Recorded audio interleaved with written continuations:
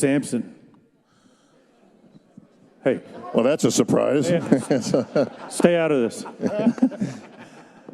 Samson, you have a rubber match of sorts with Nick Walker, and him being out of the show. You know, he beat you at the Olympia, you beat him at the Arnold, and people were kind of waiting to see that third matchup. So what does it mean to you that Nick is not able to compete? Is it a sore spot for you that you're not able to get to go up against him again this year? First and foremost, I just want to say thank you guys for having me here, and for all of you guys for being here. It means a lot to see so many people support this sport. It's such a great thing to see, and I really want to say thank you, each and every one of you, for supporting this sport the way you do. To Fuad and your question, I mean, honestly, me and Nick won the Arnold, and I messaged him and I asked him, look, do you want to have a training session? And he called me all the way from Tampa, and I've tried all the way from London to just come train with me. He showed me how to train my back. Nick has always been a great support to me, and that was just over just a year ago. And I was so looking forward to having him on stage and us sharing the stage again together this weekend. And to find out the news of what happened to him, it's a sore spot, man. It makes me feel really hurt. And honestly, I truly wish him a speedy recovery, and I hope we get to do this again real soon. So Nick, if you're out there, I'm praying for you, buddy. Get well soon. Of the Olympia predictions this year from not only our celebrity experts, and of course experts around the world, and we know there's a whole bunch of them. They say you got the size, you got the shape, you got the symmetry, but you've got to have the conditioning. I asked your buddy Fuad earlier, how's he look? Fuad said, I don't know. He hasn't sent me any pictures. So the question is, do you have the conditioning? Well, as you guys can see through my history, I have a thing of shocking people every time I walk up on stage. And I have a very good thing of transforming my physique in a very, very short time. So we're going to see the surprise tomorrow. Don't worry about that. All right. Changes with defending the biggest title in the sport. Yeah, it's been a very busy year for myself and my family. Like you said, that I strive off of just kind of keep myself busy, not thinking about food and things like that. But at the same time, I got to realize that I'm getting a little bit older, and bodybuilding isn't forever. And I got a beautiful baby girl over there that's counting on me to make sure her future is set. So yeah, we have a gym we're building. It'll be done on January 1st. My sneaker line is dropping in a couple of months. So, but at the same time, I am focused on getting number 3 this weekend. That's for sure. I got you, Flex. All right, Keon Pearson, right next to the Giant Killer, has established himself as a big-time contender here this year, and a huge difference for anybody that saw your physique from last year to this year. Are the changes enough to give the Giant Killer a run for his money? Friday night tomorrow, or Friday morning pre-judging, you guys are going to see a Keon 2.0, something you haven't seen from me yet. I worked my ass off for 26 weeks for this, and I'm really, really excited so you guys can see the new changes. I'm very confident. My mental state is 100%. Physically, I'm ready. I'm just ready to showcase this hard work tomorrow, and you guys are going to see it and appreciate it a lot.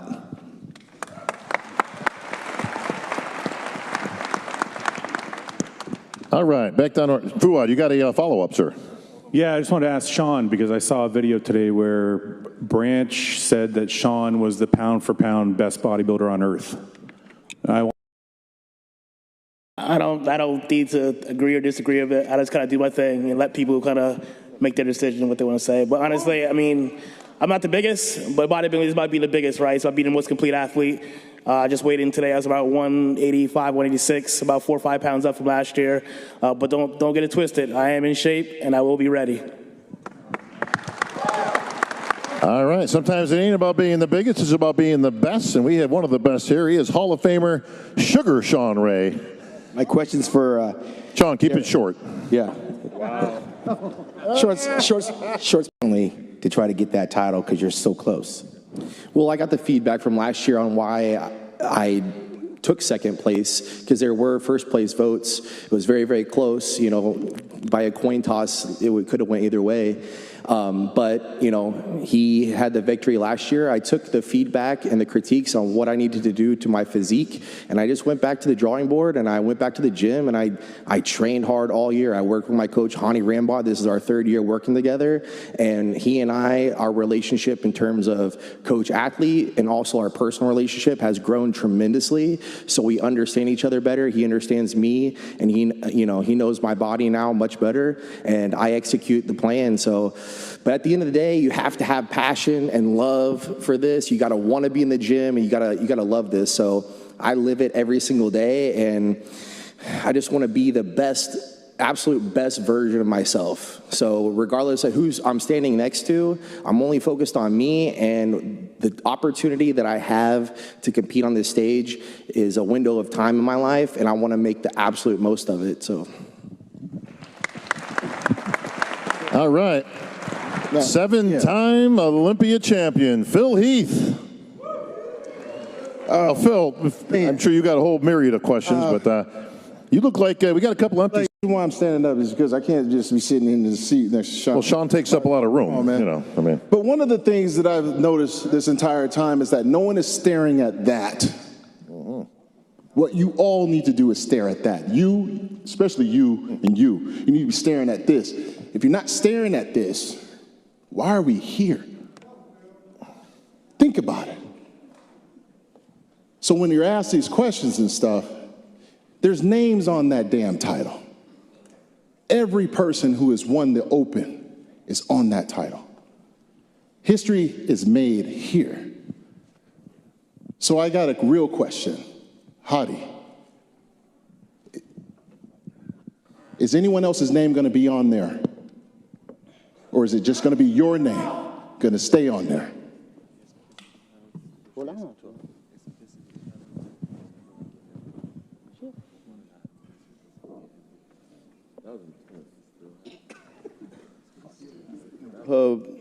خب فیلس تو خودت چندین بار این قهرمانی رو تکرار کردی، میدونی حس من الان چیه و کامل بیشتر از خیلی‌ها که کارشناسی کردن میتونی منو درک بکنی. خیلی از قهرمانان یه دوربین گرفتن برای یوتیوب رفتن تمرین کردن، ولی من امسال تمام وقتمو گذاشتم برای استاندارد تمرین کردم و امسال تکرارش میکنم. Phyllis, you have done this before and you repeat this champion many times before, so you can understand my feeling. Maybe other people, they train and went and posted many videos on YouTube for YouTube, but I have been trained hard and try to improve myself, and I'll repeat it again for sure. And since I'm still here, got another question and it's going to transition. Chris Bumstead.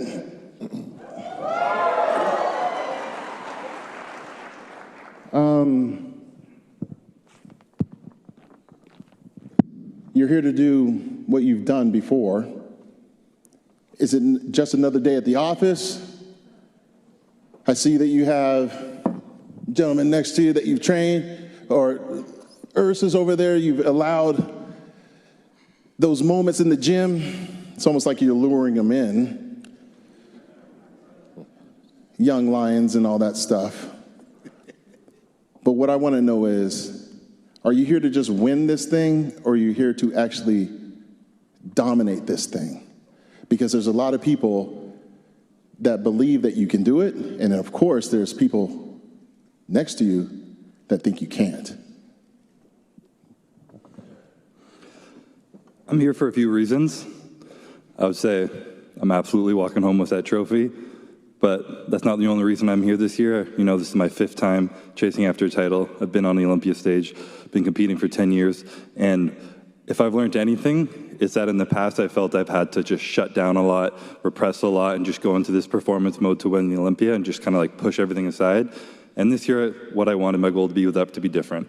I wanted to feel the whole journey. I wanted to have fun training. I wanted to enjoy the process, feel the ups, feel the downs, not just numb them all out, so that when I show up here the week before the Olympia, I'm present, I'm happy, I'm excited to be here. I'm smiling, I'm chilling with my family, they're all here, and we're just having a good time, because that's really what it's about for me. I put in the work. I know these guys are fighting for 2nd place, and I'm just here to have fun with it. So, it's gonna be a good year. There we go. So now we gotta hear Dino. Oh, yeah. Listen, we got a whole bunch of competitors here. Ramon Dino, if I get one more dinosaur sent to me in my email, by the way. Enough, people. I love Dino, okay? Great competitor. He's going to give Chris a good run for his money. And Urs has certainly established himself. So we got a great competition here. Breon is back, but let me stick with Chris just for a second. Chris, Sean Rennie says you're in the wrong division. You should be in the open. Your eyes should be on that Sandow. You should be in that open. He thinks you got a legitimate shot, Sean. Is that right? Chris knows. I told him 2-3 years ago he's in the wrong division, but he's doing what he's got to do. I'm right where I belong. Got to go for the girl. Now, and you've said many times you don't know how many years you got left, but you still got some gas in the tank. Would you consider, if you were to win 5, would you consider hanging him up on the Olympia stage, but only temporarily, only to grab a different pair of trunks and give that Sandow a shot?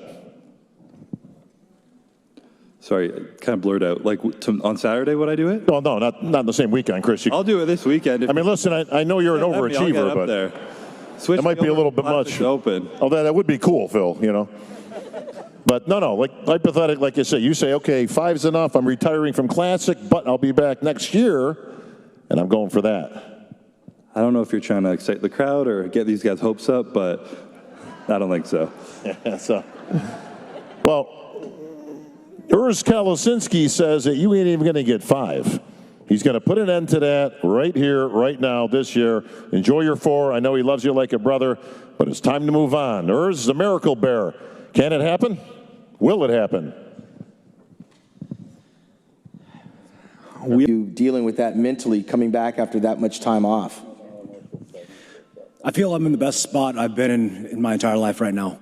I think a lot of people forget that I was in my early 20s when I won my first Olympia, when I lost my Olympia title. I kind of lost my way for a while, made some poor choices, and spiraled out for a little while. And I found myself in a kind of a slump, in a hole for a couple of years that was very hard for me to get out of. And there's a reason why I didn't make my way back to this stage, because physically I've been dealing with injuries, but also the mental aspect of things, of dealing with my mental health and trying to be a better person. And not only...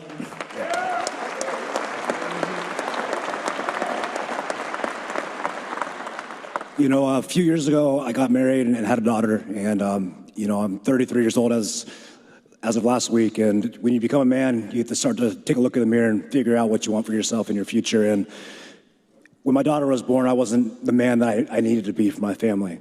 And those are some of the things that opened my eyes to the reality of where I was at in my life and what I had to do in order to be the man I needed to be. And one of the biggest things that helped bring me around and get me out of that hole was reestablishing my relationship and my faith in our Lord and Savior, Jesus Christ. And over this past year and going through this prep the past 9 months, it's been a series of obstacles and hurdles and a mental challenge, because at the beginning of this prep, I didn't believe I can do it. Physically, my body has been through a lot. Mentally, I wasn't in a good space. And from what everybody was telling me, that the division had outgrown me.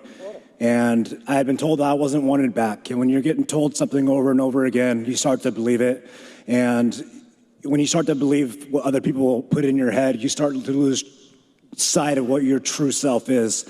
And that's something that over this prep, I've been able to come into realization of what my purpose is here. Why am I coming back? What are the things I'm trying to learn and gain from this prep? And, what else I can do to,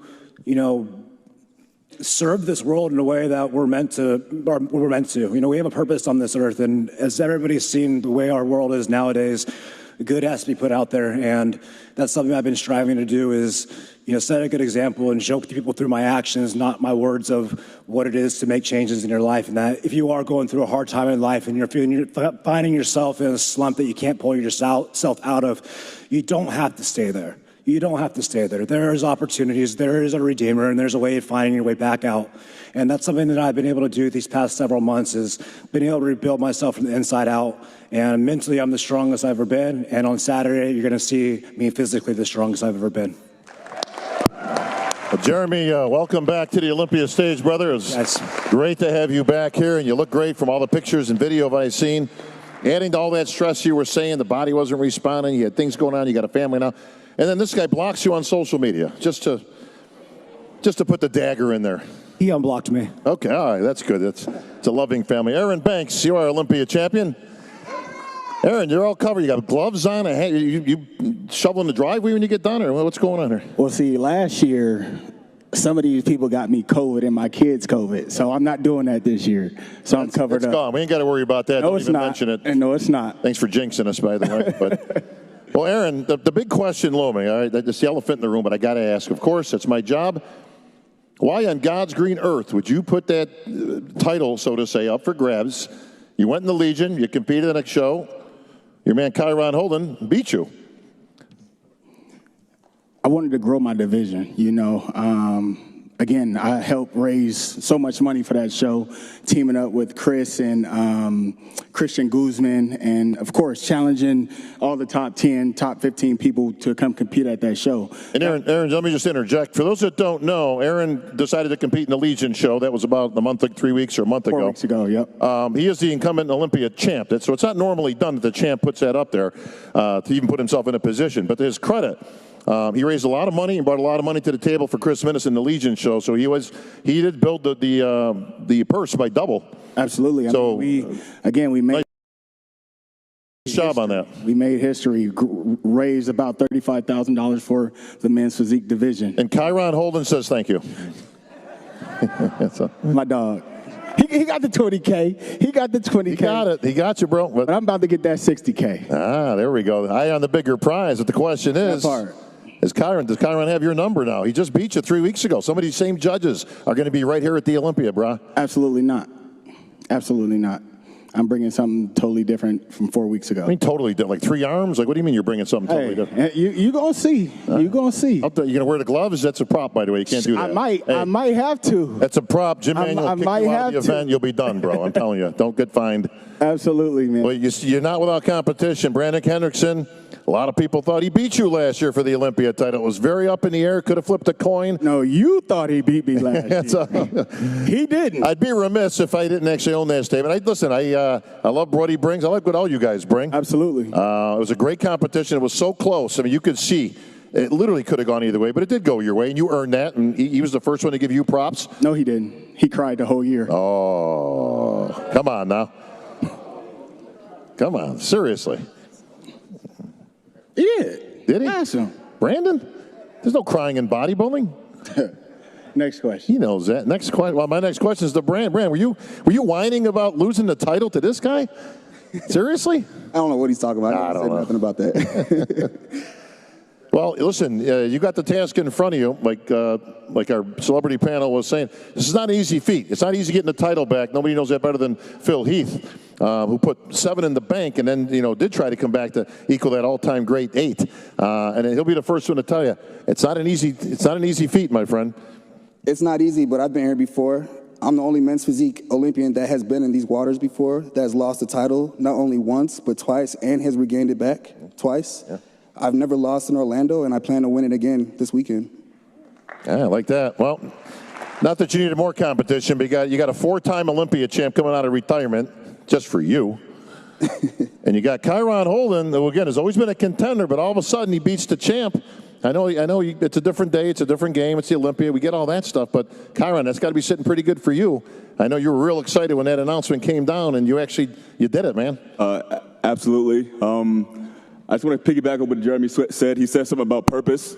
I feel like, beyond a shadow of a doubt, right now I'm on a mission to fulfill my purpose. I think bodybuilding is a very spiritual and transformative sport inherently. I think there's a certain energy that is used to fuel people forward. There's a lot of animosity, a lot of aggression. I want to be that example that it can be done through a different kind of energy. I like to spread love, like to spread harmony, like to spread joy, and that's what I've been doing. And that's my mission. That's what I've been saying this entire time. I'm going to complete the mission on Saturday. Well, can't wait to see these guys battling it out. Lenda Murray.